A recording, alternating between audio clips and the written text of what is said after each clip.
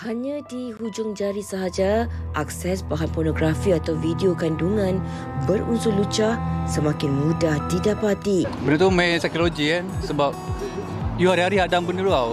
So subconsciously benda tu jadi you punya habit. So makin lama tengok saja dia tak puas, dia akan cuba untuk buat pula.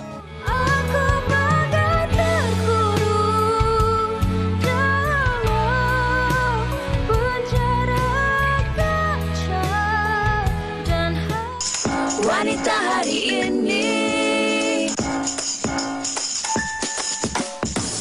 wanita hari ini bijak mengatur, mengurus mata wataknya, usahawan, ibu, istri, permaisuri.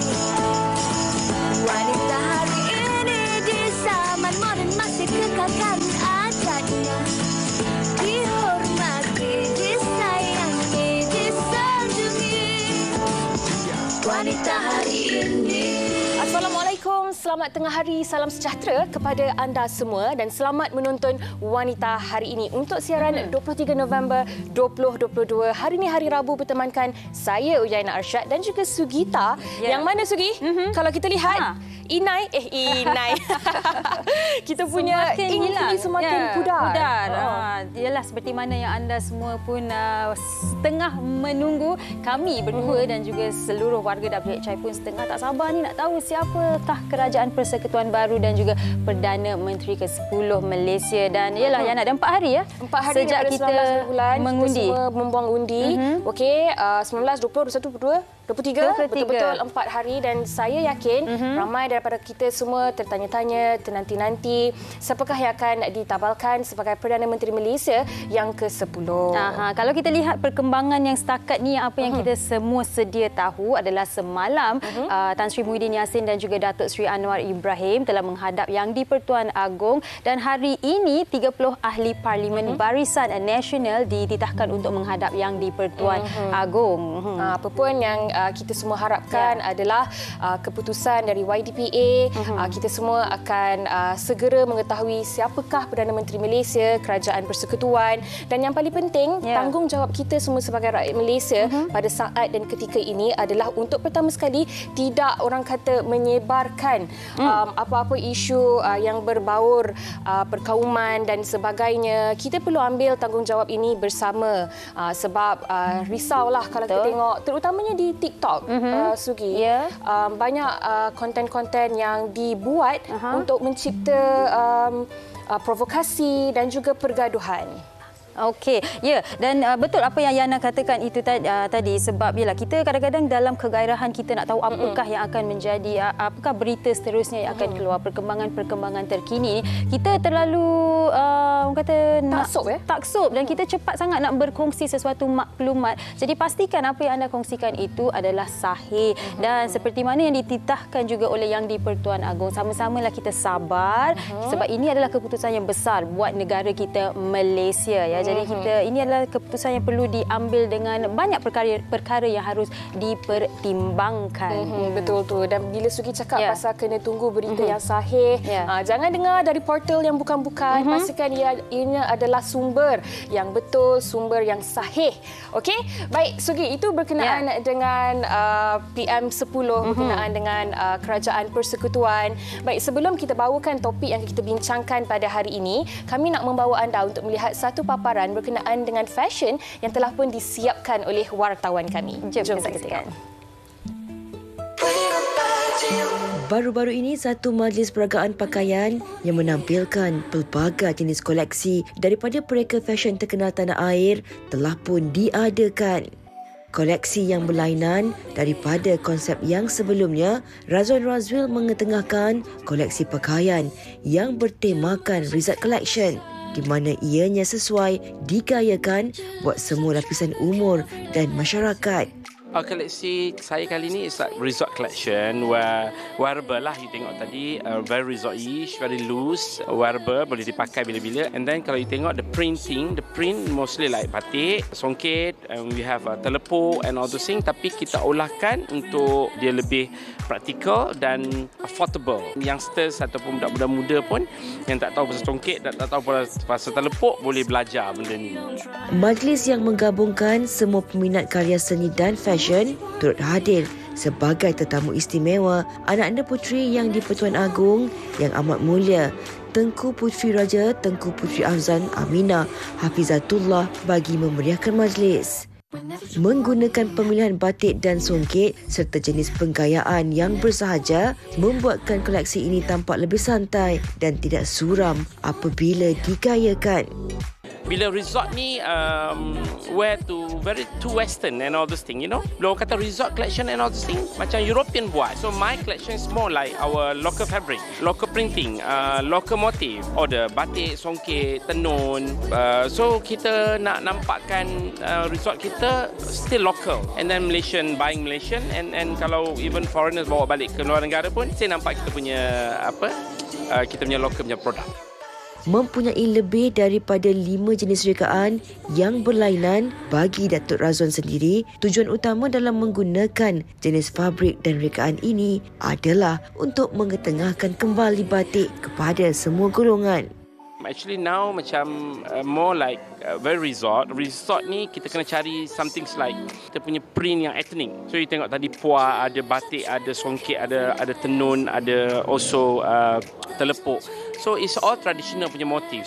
Bersesuaian dengan fashion terkini, koleksi yang dipamerkan pasti dapat menyuntik inspirasi kepada lebih ramai penggemar fashion untuk tampil bergaya dan berkeyakinan. I was very impressed because buat kali pertamanya kita nampak bahawasanya the prints that he's been using for quite a few things before this is actually very collective. Dari segi busana-busananya ada influence, pengaruh. You have Southeast Asia, you have Central Asia. Saya rasa Datuk Razwan kali ni dia pamerkan satu collection yang it's actually good for everybody. Semua boleh pakai baju dia. I tengok dia punya styling pun it's very Asian, and then the prints also influenced by a lot of Asian. Ada traditional textiles pun dimasuk dekat dalam tu as well, dalam dia punya. So I think the story for Datuk Razwan for his collection kali ni, you have to pay attention to the kain.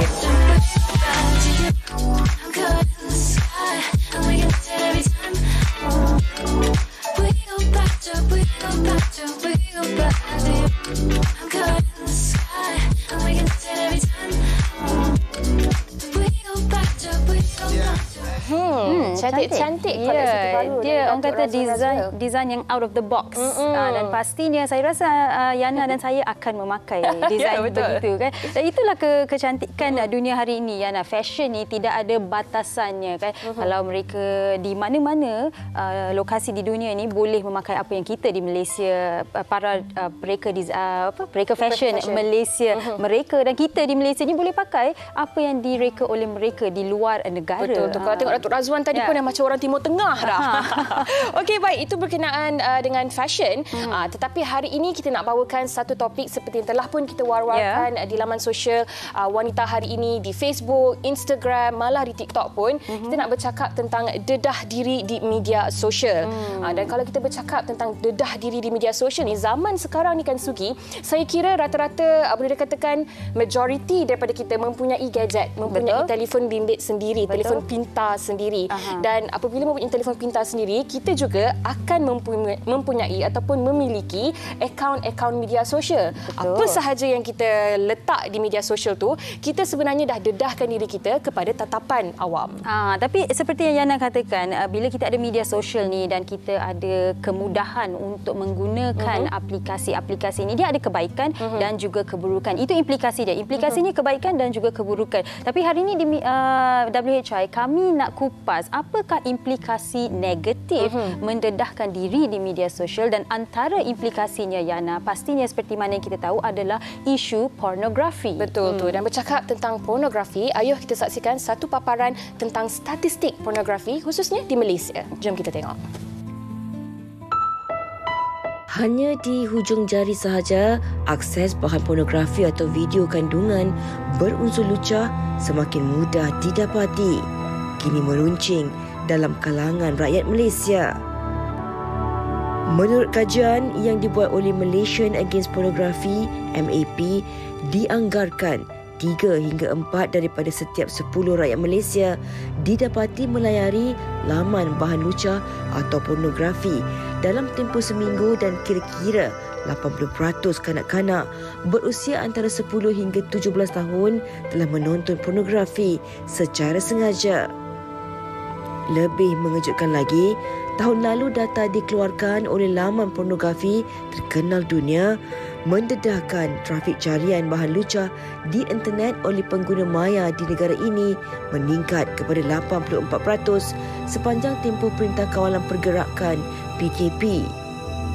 Data berkenaan juga telah menempatkan Malaysia di kedudukan 4 negara teratas di dunia serta pertama di Asia yang melakukan carian bahan atau video lucah.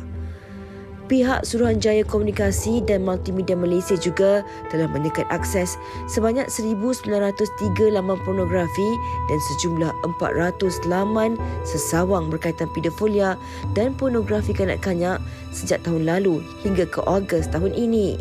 Justru dapat dilihat ketagihan terhadap bahan lucah atau pornografi ini amatlah membimbangkan. Pemantauan serta pencegahan perlu dilakukan bagi mengelakkan perkara ini menjadi bara dalam masyarakat.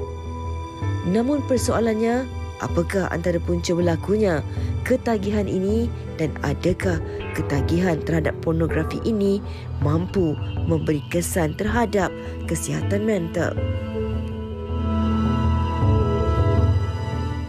Ketagihan pornografi sebenarnya bagaikan satu masalah sosial yang tidak ada titik noktahnya. Jadi hari ini kita nak bersama-sama untuk mengupas tentang bagaimana sebenarnya kita nak mengatasi masalah yang semakin meruncing dalam kalangan masyarakat kita ni. Ya, dan hari ini di WHI kami nak mengajak anda membincangkan topik ini dengan minda yang terbuka. Sebab Yana, ada kadang-kadang dalam kalangan kita, rakyat kan, bila kita cakap porn, perkataan porn itu sendiri kita rasa macam jangan sebut perkataan itu. Tetapi tidak, kita hari ini nak mengupasnya supaya kita boleh mendidik orang di sekeliling kita, terutamanya anak-anak kita di rumah, apakah sebenarnya pornografi dan kenapa mereka harus mengelakkan video-video sebegitu. Betul, dan menjauhkan diri sebenarnya. Ayuh kongsikan pandangan anda bersama kami di laman Facebook Wanita Hari Ini TV3 dan juga follow kami di akaun Instagram WHI TV3 dan juga akaun TikTok kami.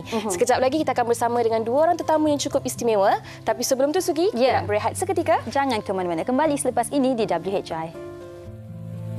Wanita Hari Ini, Wanita Hari Ini.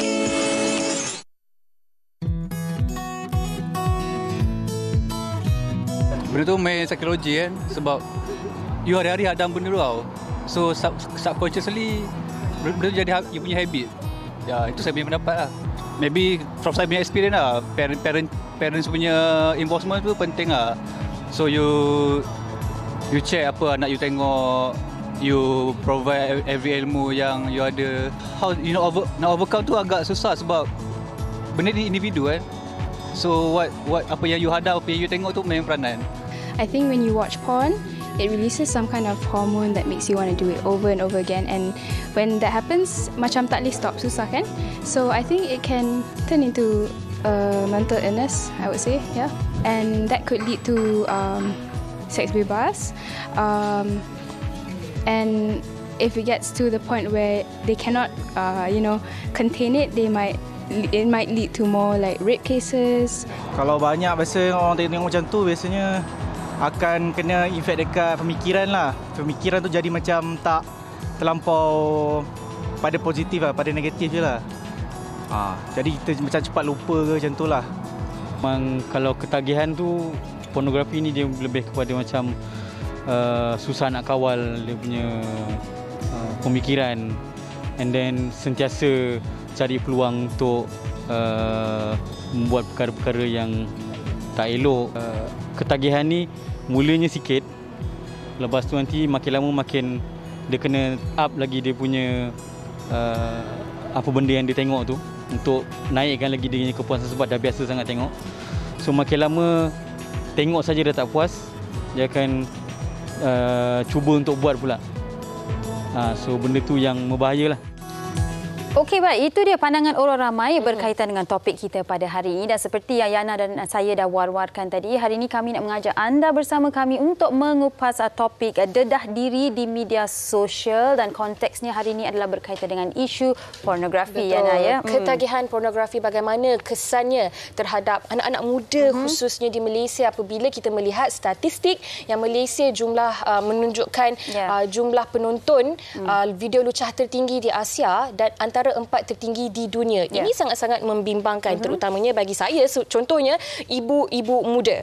Baik, hari ini bersama dengan kita ada 2 orang tetamu, seorang di studio, seorang lagi sudah pun terhubung dalam talian.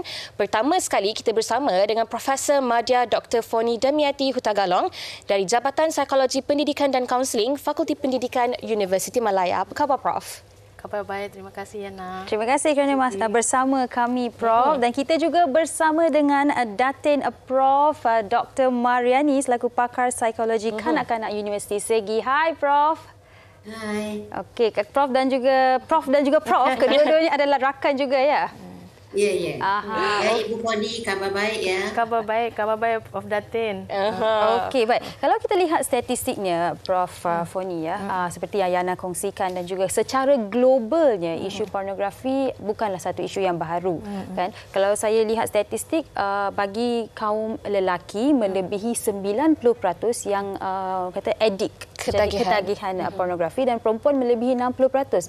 Jadi mungkin Prof boleh ulas mengikut statistik ini, apa yang boleh kita katakan? Sebab berzaman-zaman kita asyik dengar isu pornografi ini. Ya, terima kasih ya Sugi. Pertanyaan ini sangat menarik ya.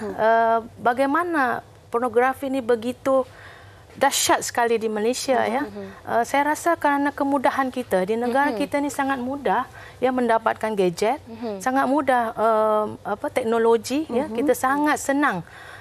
Handphone pun murah ya, dan satu lagi kebiasaan-kebiasaan yang kita banyak masa terluang ya, kita banyak masa terluang sehingga ramai lelaki ya, kadang-kadang suami-suami tertentu ya melayari laman-laman lucah yang tak sepatutnya ya, bahkan di rumah. Dia di rumah, kadang-kadang anak-anak pun sedar bahawa ayah sedang melakukan sesuatu yang kurang baik dan tidak baiklah. Okey, baik. Jadi pornografi ini sebenarnya satu tindakan yang tidak bermoral. Ya, ini masyarakat ya di luar sana perlu tahu ya, pornografi adalah tingkah laku yang tidak bermoral. Agama tiada satu pun kesan positif daripada pornografi.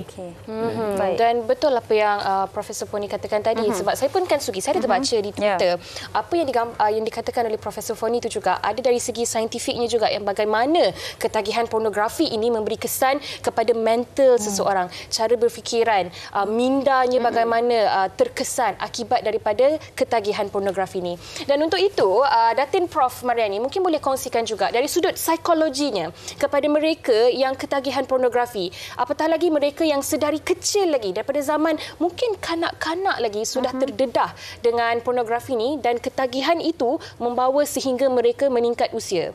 Silakan Datin Prof. Okey, kalau kita lihat ya, kita tengok apa maksud pornografi dulu ya. Kita tengok pornografi ini sebenarnya ialah sama ada bahan itu dalam bentuk tulisan ataupun dalam bentuk visual, dan tidak bukan adalah untuk orang kata untuk menaikkan keinginan nafsu seksual itu, sama ada niat itu baik atau tidak baik ya. Jadi yang menggunakannya ialah tidak kira umur, seperti yang Dr. Foni sebut tadi, Prof. Madya Dr. Foni sebut tadi. Kerana kita tengok kita sekarang dalam dunia digital, dan setiap mereka baik kanak-kanak memegang handphone itu. Jadi bila-bila masa mereka ada ruang dan mereka ada peluang. Jadi apabila mereka telah terdedah sejak daripada kecil lagi, mereka akan mempunyai keinginan itu walaupun sebelum usia akhir balik. Okey.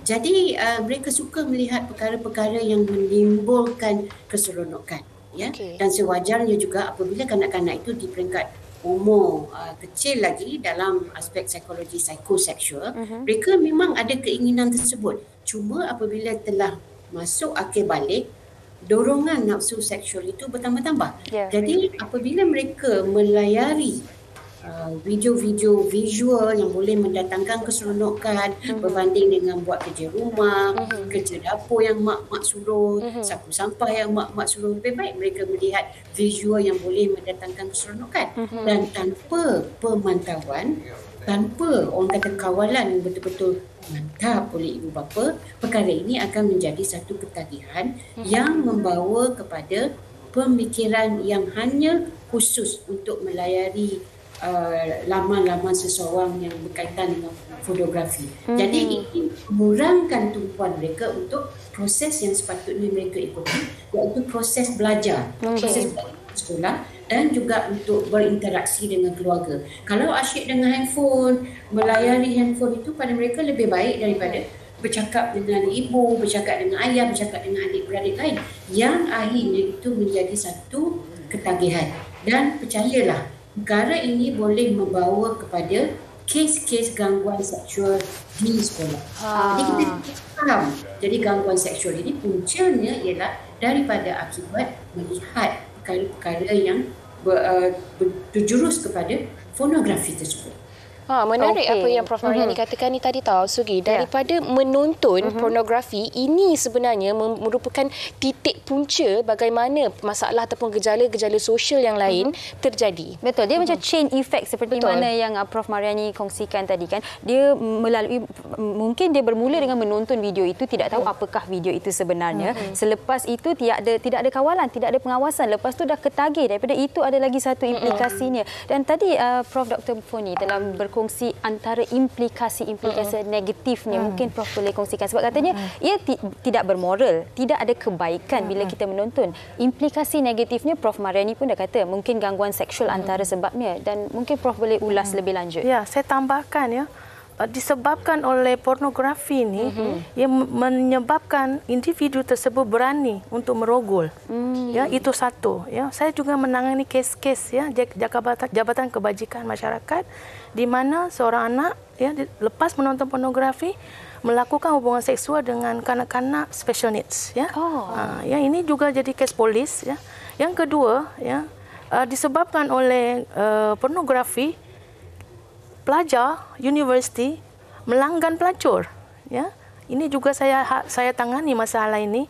Yang ketiga, ya kita dengar banyak berita-berita bahawa akibat pornografi juga ramai ya lelaki-lelaki di luar sana melakukan seksual di luar tabii bersama haiwan ya dan sebagainya. Ini kesan daripada pornografi ini pelbagai yang menyebabkan ramai orang yang menjadi mangsa terhadap pornografi menjadi berubah tingkah lakunya.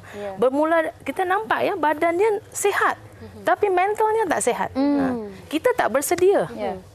Okey, baik. Prof Foni, saya tertarik nak menyentuh tentang perubahan karakter seseorang yang meletakkan dirinya di media sosial ataupun mereka yang sebenarnya ketagihan dengan pornografi ini, tetapi sekejap lagi kita akan terus bertanyakan soalan itu kepada Prof Foni. Sebab sekarang ni kan Sugi, kita nak mengajak penonton semua untuk melihat satu paparan berkenaan dengan pengakuan seseorang yang pernah ketagihan pornografi. Jom kita saksikan.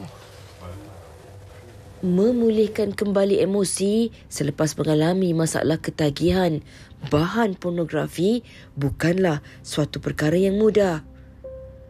Ibarat peribahasa, sudah terhantuk, baru tergadah, kesal dengan tindakan sendiri yang kian memakan diri, Zairul Ahmad, 27 tahun, menceritakan kembali dirinya mula terdedah dengan bahan pornografi seawal 14 tahun sehingga memusnahkan pemikirannya sehingga ke hari ini. Sebenarnya saya dah ketagih dengan pornografi ni sejak di bangku sekolah lagi. Seingat saya dari umur saya 14 tahun, dulu saya ingat lagi zaman belum ada teknologi macam sekarang, memang belum ada lagi internet access, jadi saya dengan kawan-kawan cuma boleh menonton cerita-cerita pornografi melalui CD atau dekat-dekat cyber cafe je lah. Sebab time tu curiosity memang sangat tinggi. Berbezalah dengan sekarang, semuanya jadi mudah, dengan hujung jari je semua boleh dapat.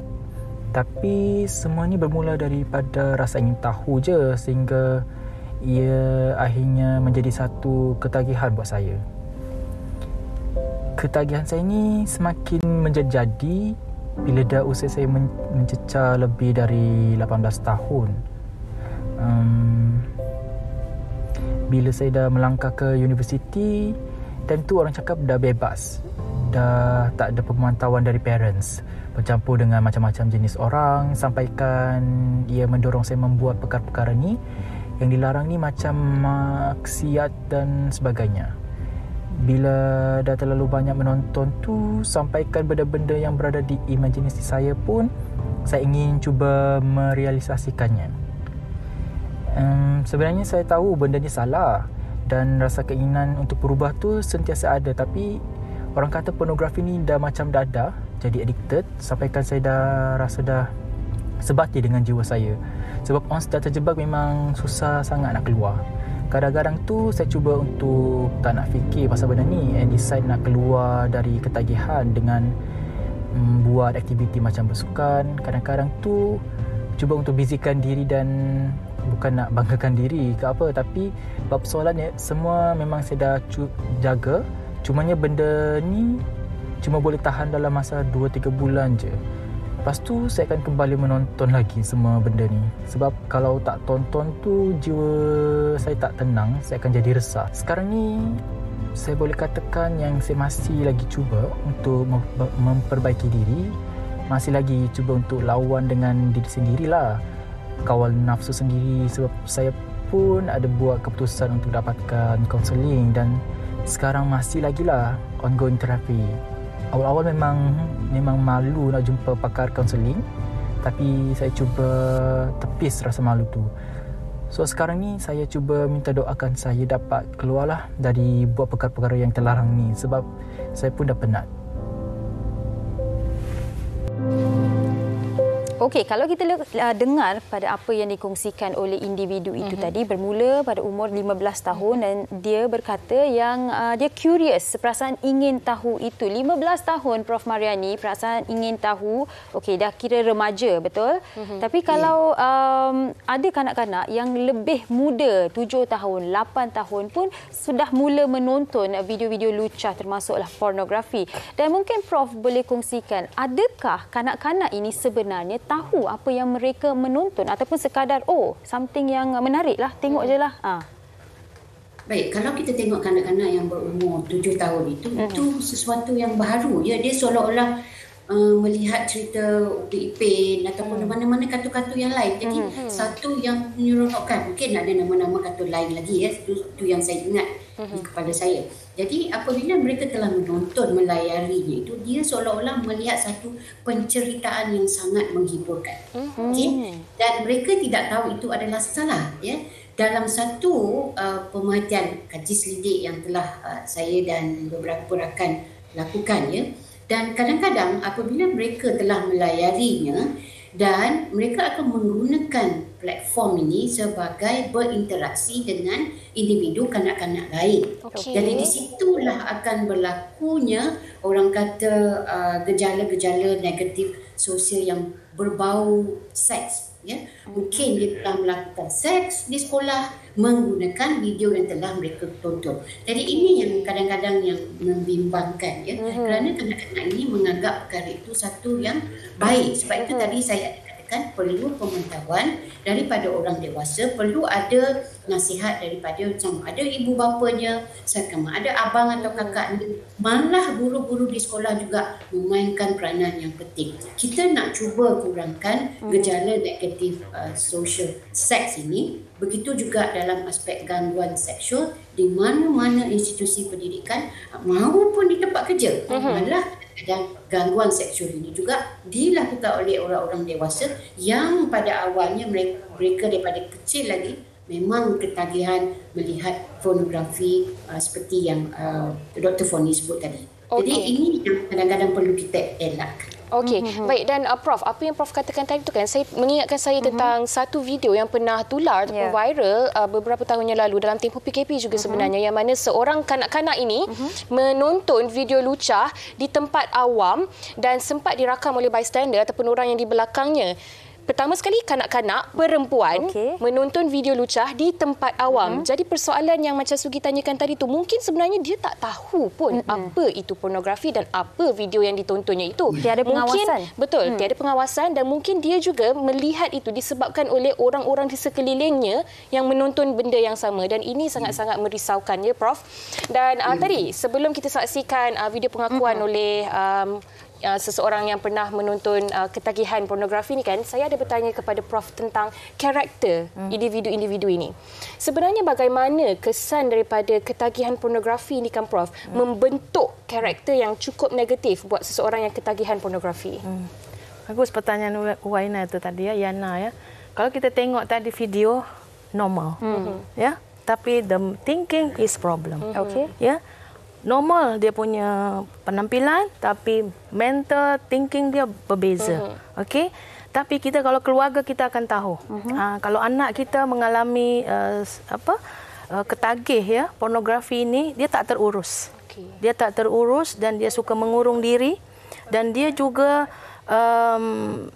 sentiasa paranoid ya. Takut mak ayah tahu apa yang dia buat. That's why dia kadang-kala dia menjadi antisosial.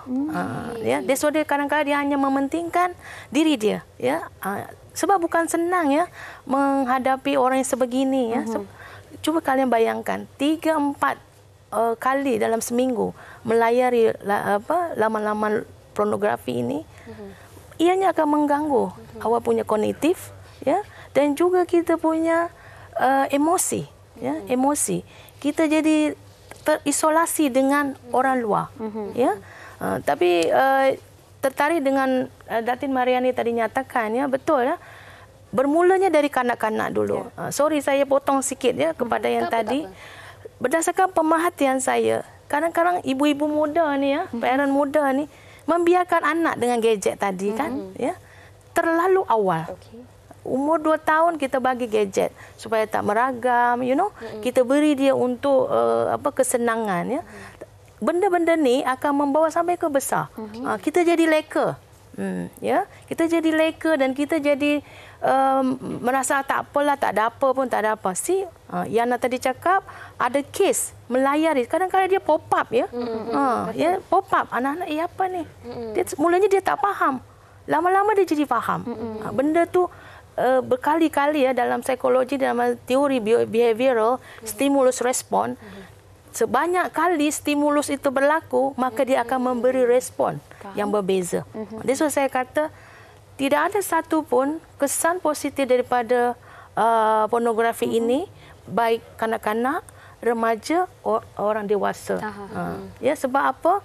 Kalau suami kita, suami yang mengalami pornografi ini, dia boleh jadi mandul, ya. Dia tak ada keinginan dengan isteri dia. Ya. Ini yang berlaku, ya. Dan juga saya juga certain suami ini dia fantasi seksualnya jadi liar, ya. Very berbeza dengan orang normal. Sebab dia nakkan apa yang dia tengok tu dia akan buat dengan isterinya. Ini sangat menyakitkan. Ya. Saya rasa perlunya ya psikoseksual ni pada awal kanak-kanak ya, supaya mereka tahu apa yang boleh disentuh, apa yang tidak pada anak-anak. Sebab ini akan even though anak lelaki dan anak perempuan. Betul. Ya, I'm a psychologist yang merasa bahawa kalau dulu muda anak saya lelaki saya peluk macam tak boleh. Kita kena ada barriers. Peluk anak lelaki dan anak perempuan tak sama. Sebab dia akan seperti Datin cakap tadi, desire. Jadi dia ada keinginan ya untuk ialah dah besar, puberty, ya, remaja. Ya, jadi inilah mengapa kita perlu ada education for the sexuality ni. Dan tadi seperti mana Prof dah katakan, kanak-kanak, remaja, dewasa, tidak kira umur, usia, ia akan memberikan implikasi yang negatif. Tapi di sini Prof Mariani dan juga Prof Foni, bukan untuk menegakkan keadilan mereka yang menonton pornografi, tapi bolehkah juga kita lihat dari sudut, sekarang ni pun banyak aplikasi untuk mereka mendedahkan diri mereka dari sudut seksual. Adakah mereka ini sebagai si pelaku yang mendedahkan diri ataupun menonton pornografi mengalami masalah mental, mungkin sunyi, tidak cukup kasih sayang? Mungkin Prof Mariani boleh ulas. Okey, sebenarnya masalah mental itu kita lihat kepada kesejahteraan mental ya. Kita tidak kata masalah mental sebab mereka ni tidak gila. Mereka ni waras ya. Cuma sekarang kesejahteraan mental mereka terjejas dengan adanya seperti apa yang Prof Oni sebut tadi, fantasi-fantasi liar sehingga dengan pasangan sendiri pun tidak mahu melakukan aktiviti seksual yang halal tu ya. Jadi kalau kita lihat di sini, apa yang patut kita buat adalah tadi Prof Oni ada sebutkan kanak-kanak, remaja, dewasa ya. Kita jangan lupa saya ini juga kaitkan tidak kira status juga. Tidak kira sama ada dia ini seorang yang orang kata ada gigi, tak ada gigi. Tidaklah kita ya. Ataupun orang itu pakai topi atau tak pakai topi, topi yang bagaimana, dorongan nafsu seksual itu tetap ada. Betul. Jadi kalau kita lihat pornografi ini, dia satu-satu yang sangat-sangat membimbangkan yang perlu dikawal oleh ibu bapa. Tetapi ibu bapa tidak boleh kawal sepenuhnya sehingga tidak boleh menggunakan gadget tersebut kerana dalam keadaan dunia teknologi ini mereka perlu juga diberikan gadget tersebut, cuma pemantauan itu lebih kepada yang sepatutnya. Baik, sebenarnya membeli, menjual bahan-bahan lucah dan sebagainya termasuk pornografi itu adalah salah di sisi undang-undang. Ini seseorang itu harus peka dengan undang-undang yang ada di negara kita, terutama Suruhanjaya Komunikasi Malaysia kita. Malah mereka juga telah menyekat beberapa laman sesawang yang terarah kepada pornografi tersebut. Jadi dengan kata lain, ibu bapa perlu memantau anak-anak mereka, tapi mereka perlu menggunakan gadget tersebut untuk tujuan proses belajar dan sebagainya. Saya tertarik dengan apa yang Prof Oni kata tadi ya. Kadang-kadang minda mereka ini terjejas sehingga orang kata itu otak biru lah tu, otak biru lah tu. Otak mereka tak rosak.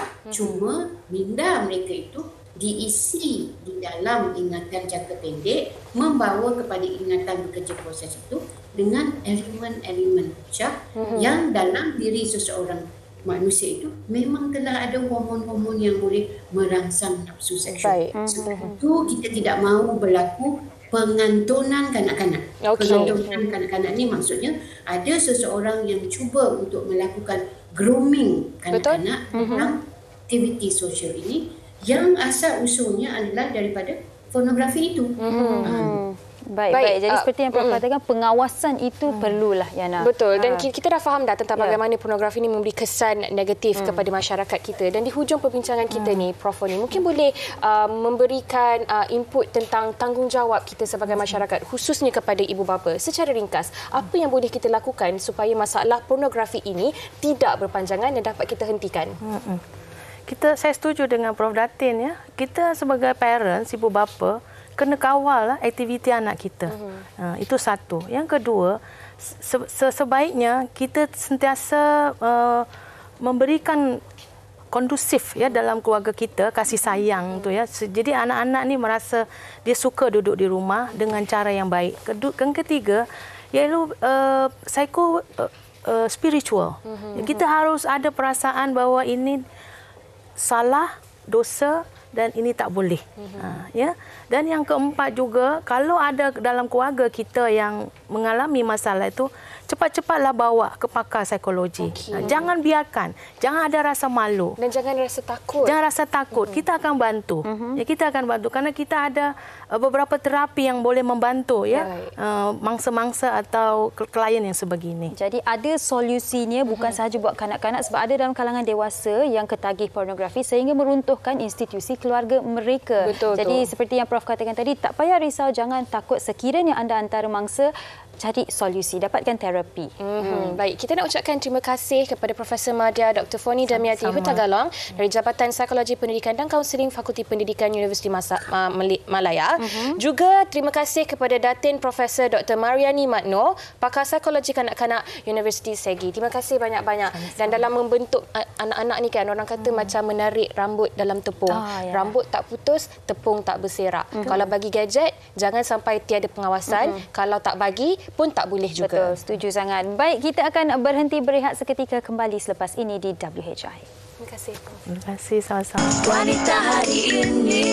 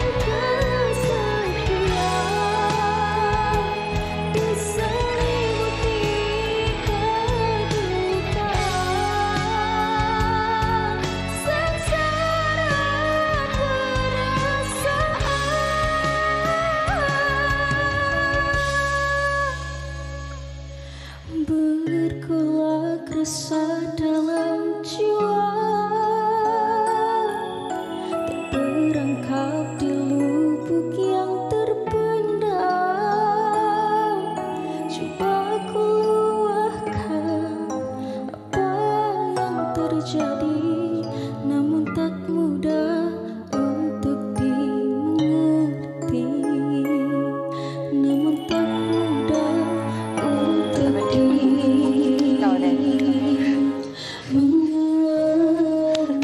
Wow, Alia Adila.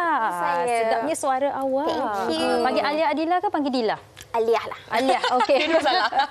Okey, pertama sekali kita nak ucapkan tahniah untuk pelancaran lagu Resah. Baru sahaja dinyanyikan oleh Alia tadi. Okey Alia, sebenarnya lagu ni mengisahkan tentang anxiety. Betul? Betul. Mungkin Alia boleh ceritakan kenapa untuk ini single pertama, betul? Betul. Single pertama dah buat lagu yang begitu berat sekali. Kenapa?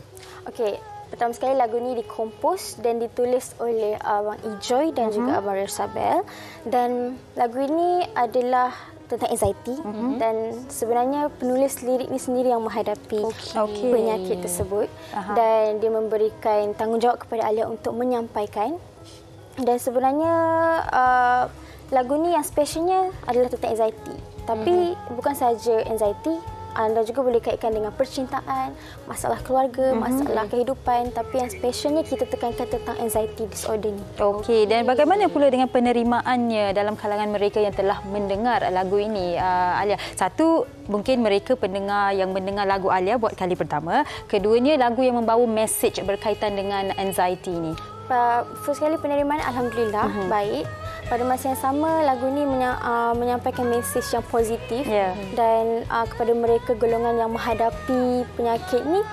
So daripada situ mereka dapat merasai daripada lagu ni. So penerimaan itu agak positif jika mereka mengikut persepsi masing-masing. Okey, tetapi adakah seorang Alia Adilah memang fortenya genre lagu sebegini ataupun sebenarnya ini sekadar percubaan pertama, selepas ini nak cuba lagi genre-genre yang berbeza ataupun macam mana? Saya minat genre-genre begini dan kalau diberi peluang pun saya kalau boleh nak melebihkan lagi, memperbanyakkan lagi genre-genre yang berbeza. Tapi kalau idola tanah air kita kan, siapakah orangnya? Saya ada dua. Okey. Datuk Seri Siti Nurhaliza dan Aina Abdul.